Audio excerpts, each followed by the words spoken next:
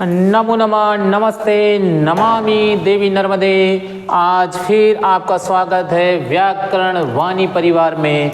और आज हम पढ़ रहे हैं सुभाष तानी श्लोक। ठीक है, ये 10th क्लास में, 9th क्लास में, 8th क्लास में सभी में 2 श्लोक लिखने आते हैं। और आपको ये 10th क्लास का श्लोक आलस्यम ही मनुष्याणाम शरीर स्थो महान रिपु, अर्थात आलस ही मनुष्यों में स्थित सबसे बड़ा शत्रु है, रिपु है।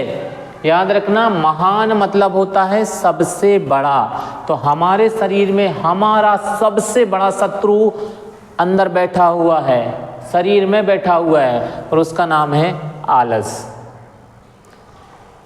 अब इसको तोड़ के पढ़ना है। तोड़ेंगे कैसे इसको? तो ये हो जाएगा नास्ति, फिर ये हो जाएगा उद्यम, फिर हो जाएगा शमो।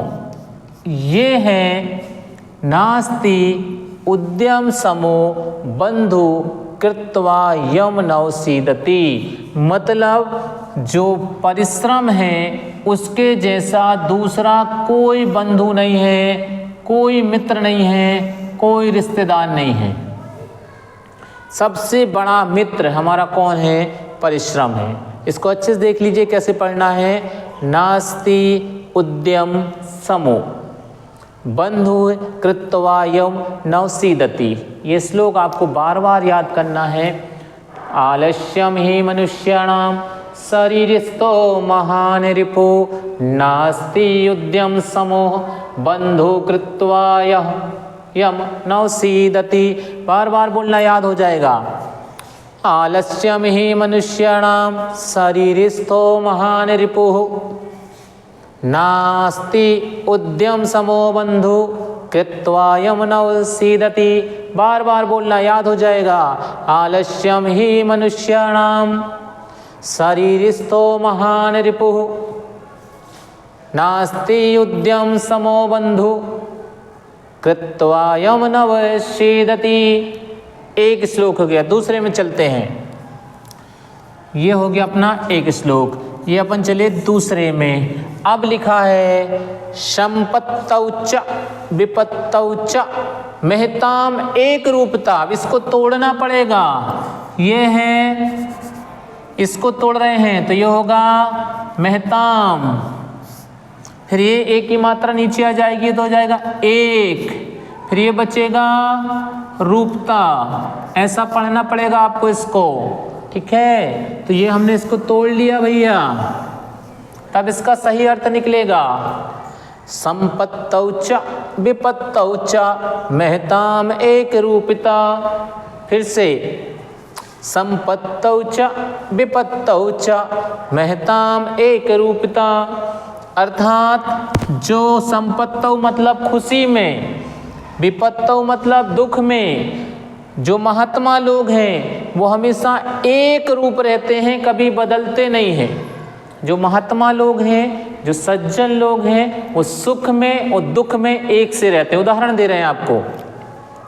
मान लो अपने घर में शादी है और कहीं डीजे बजा दिया जाए तो लड़कों जैसे डीजे बजता है, लड़का लड़ नाच डांस उछलने कूदने लगते हैं। और अगर थोड़ा सा लग जाए तो रोने लगते हैं। घर में गमी हो जाए तो रोने लगते हैं। तो वो तो हर पल बदल रहे हैं। लेकिन जो सज्जन लोग हैं, जो महात्मा लोग हैं, वह हमेशा एक रहते हैं। ना अधिक खुशी में उछलते हैं, ना दुख में रोते हैं, हमेशा एक से रहते हैं।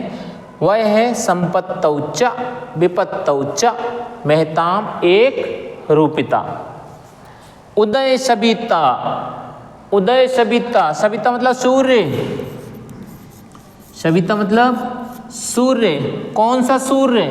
उगते समय, उगते समय का सूर्य है ये, इसे शबिता कहा जाता है। मतलब जो लाल रहता है बिल्कुल। ठीक है, तो उदय मतलब उगते समय, सूर्य रक्तो, रक्तो मतलब लाल। अब इसको फिर तोड़ो। ये है रक्त, आधा सा लगा विसर्ग संधि, विसर्ग चा फिर इसको लिखो अस्त, फिर मय। ऐसा तोड़ना पड़ेगा तब आपको अर्थ समझ में आएगा। देखो ये लिखा रक्त, ये लिखा अस्त, मतलब सूर्य जब डूबता है तब कैसा रहता है? लाल। और जब उगता है तब कैसा रहता है? लाल। तो सूर्य अपना रंग नहीं बदलता है, उसी प्रकार जो महात्मा लोग रहते हैं ये भी कभी नहीं बदलते हैं। अब इसको याद करना है। संपत्तौ च विपत्तौ च महताम एक रूपता। संपत्तौ च विपत्तौ च महताम एक रूपता। उदय सविता रक्तो रक्ते, उदय सविता रक्तो रक्तः च अस्तमय तथा। ये हो गया आपका श्लोक, बार बार सुनिएगा। ये याद करने के लिए हमने इसको तोड़ा है। ये पेपर में ज्यों का त्यों लिखा जाएगा, संधि विच्छेद करके पेपर में नहीं लिखना है। ये हमने सिर्फ आपको लिख के इसलिए बताया जिससे आपको श्लोक समझ में आ जाए, उसका अर्थ समझ में आ जाए। तो आप पेपर में जब लिखेंगे तो ऐसा तोड़ के नहीं लिखेंगे, पेपर में तोड़ के नहीं लिखा जाता है। ये जैसा है बिल्कुल वैसा ही लिखना है, इसको तोड़कर नहीं लिखना है। इसको बार बार सुनते रहिए, निश्चित है आपको याद हो जाएगा। मस्त रहिए, खुश रहिए, प्रसन्न रहिए।